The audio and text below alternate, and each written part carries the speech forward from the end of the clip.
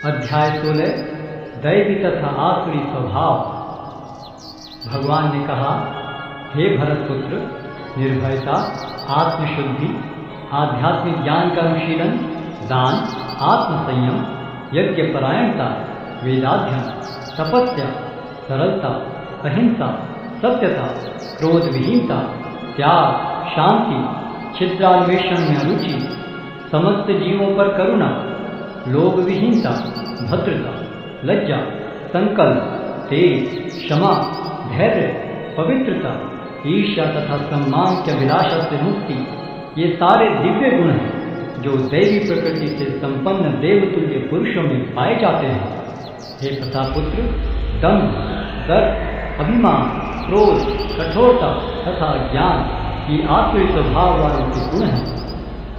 दिव्य गुण मोक्ष के लिए अनुकूल हैं और आसुरी गुण बंधन दिलाने के लिए हैं। हे पांडुपुत्र, तुम चिंता मत करो, क्योंकि तुम दैवी गुणों से युक्त होकर जन्मे हो।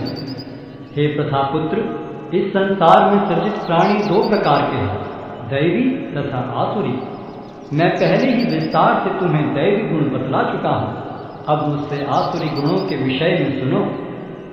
जो आसुरी हैं वे यह नहीं जानते कि क्या करना चाहिए और क्या नहीं करना चाहिए।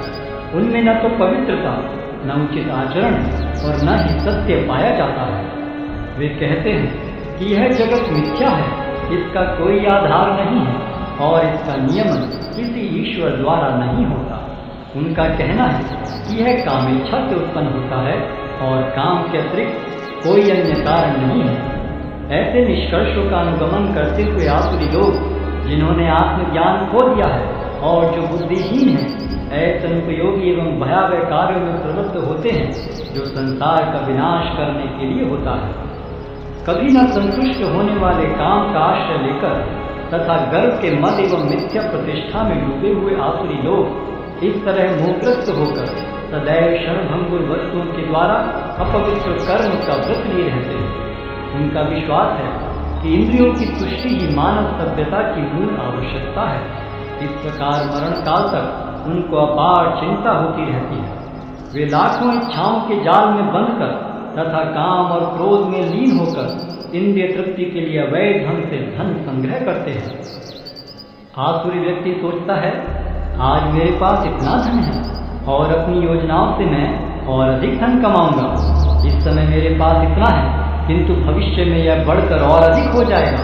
वह मेरा शत्रु है और मैंने उसे मार दिया है और मेरे अन्य शत्रु भी मार दिए जाएंगे। मैं सभी वस्तुओं का स्वामी हूँ, मैं भोक्ता हूँ, मैं सिद्ध, शक्तिमान तथा सुखी हूँ। मैं सबसे धनी व्यक्ति हूँ और मेरे आसपास मेरे कुलीन संबंधी हैं। कोई अन्य मेरे समान शक्तिमान तथा सुखी नहीं है। मैं यज्ञ करूँगा, दान दूंगा और इस तरह आनंद मनाऊंगा। इस प्रकार ऐसे व्यक्ति अज्ञानवश मोहग्रस्त होते रहते हैं। इस प्रकार अनेक चिंताओं से उद्विग्न होकर तथा मोहजाल में बंधकर वे इंद्रिय भोग में अत्यधिक आसक्त हो जाते हैं और नरक में गिरते हैं।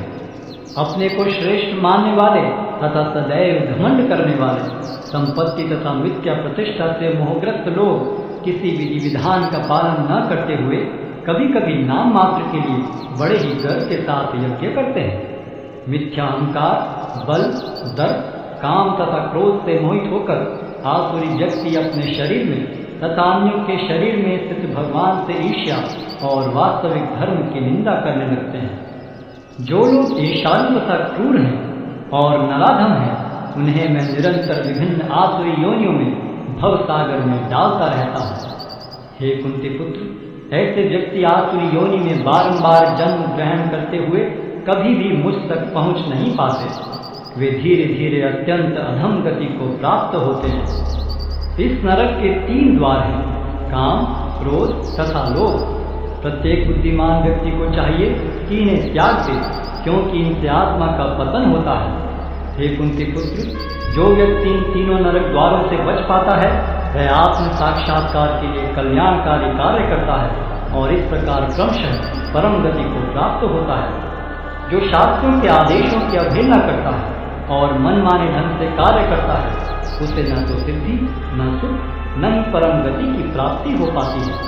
अतएव मनुष्य को यह जानना चाहिए कि शास्त्रों के विधान के अनुसार क्या कर्तव्य है और क्या अकर्तव्य है। उसे ऐसे विधि विधानों को जानकर कर्म करना चाहिए जिससे वह क्रमशः ऊपर उठ सके।